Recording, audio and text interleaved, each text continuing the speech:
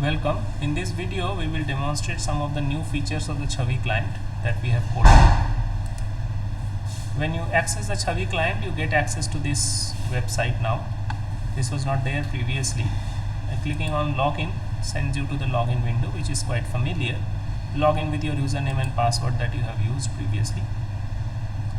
This page also hasn't changed much, which demonstrate what are the different types of forms, what are data you need to fill.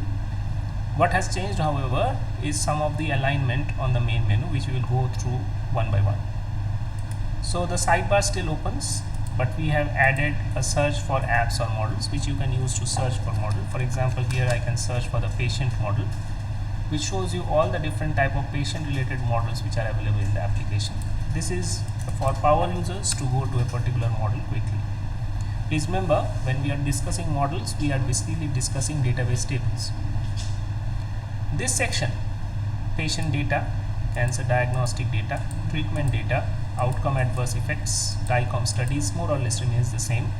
We will focus on the newly integrated patient browser section.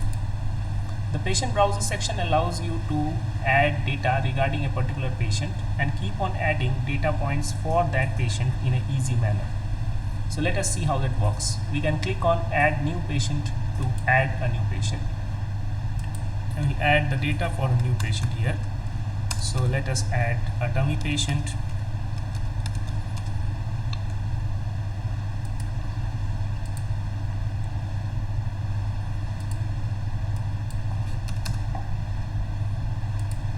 And let's say we registered the patient on 1st of May. Patient gave the consent on 2nd of May 2025. And we have the Radula High project in which the patient belongs. Click on save. So now this patient is saved, and we can now add diagnostic data and other forms of data related to that patient. How do we do that? Let's go back to patient browser. Now we can click on view summary to view the patient related data. What is important over here is that we not only show the links to view that particular patient's data, but also the count of the number of data points related to that particular patient. This makes it easy to understand how many things like symptoms, how many patient assessments are there for that particular patient.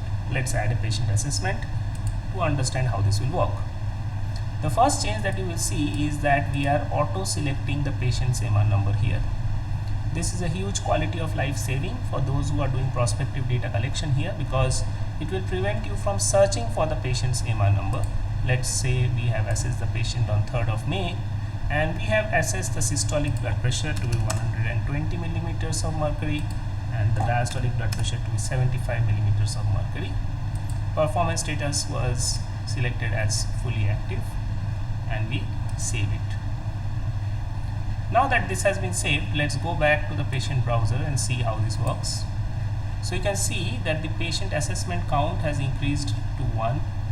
And now if I click on view and I will open this in a new tab, you can see the patient data only. If I click on add, I will again open this in a new tab. I can then add another assessment for the patient, let's say on 6th. And this time we have measured the height and weight of the patient as well as the performance status. We save it. And now we have the performance status of the patient.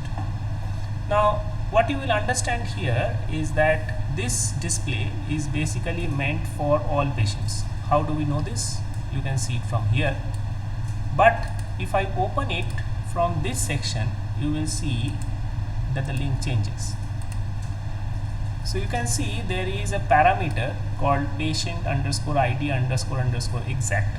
So this will only show the ID related or the assessments related to that particular patient. To test it out, let us show you entry for another patient. So let us add another second patient.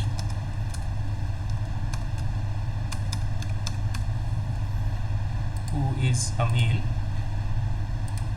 and say the date of birth is in 2000. Date of registration is 24th of April. Patient did not give CHAVI consent and is in red flag. Click on save. So this section now shows 2 patients, and if I go back to patient summary now, go back to search, we can now see there are 2 patients in this. Let us add the data for this patient. Again, let me add patient assessment for this patient. Now you see the patient ID has been selected, and this is basically being done through these query parameters. So you can see from here. Let's say that it was assessed on 2nd, and the height measured was 145 and weight was 56 kgs. Performance status was this, and we save it. Now this page, as you can see, there is no query parameter, shows you the data for the patient assessment for 3 patients. But if we go back to the patient browser and click on the patient's summary, we can see there is a single patient, and if we open this tab, you can now see the single assessment. So this makes adding data a lot easier. Now what about other forms? You can see some data which are related to the patient, like comorbidities, symptoms, patient assessment, lab results, etc. here, but the diagnosis and other treatment related fields are not there. That is because this patient has no diagnosis associated with him. So let's add a diagnosis. Again, you can see that the patient's MR number or the patient ID comes immediately. Let's say that this patient has a brain primary, and the diagnosis date was on 1st of May. We diagnosed the patient with a histopathology. The cancer system is central nervous system, and this is located in the brain. Because this is located in the brain, we say this is an unilateral tumor, unspecified. We add the patient to that project and click on save. Now let's go back to the patient browser and see this patient's summary, and you can now see all the details regarding pathology, stage information, etc. have appeared. Please pay attention to the fact that while lesions have appeared, the lesion responses have not. So let's add a lesion to see what exactly is going to happen. So let's add a lesion. So now this is a CNS tumor. We assessed the lesion on 4th of May. The lesion was located in brain, and it was located on the left brain. It was a local lesion.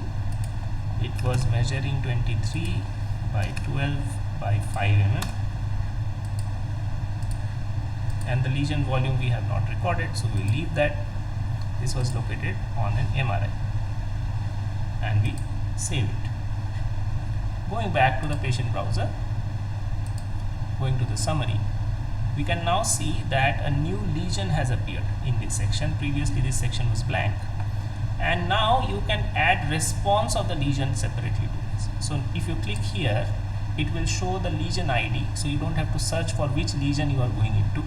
Now you can add lesion response. Say you measured it on 30th of May, and the lesion showed a clinical response with a residual size of 2 by 0 millimeters.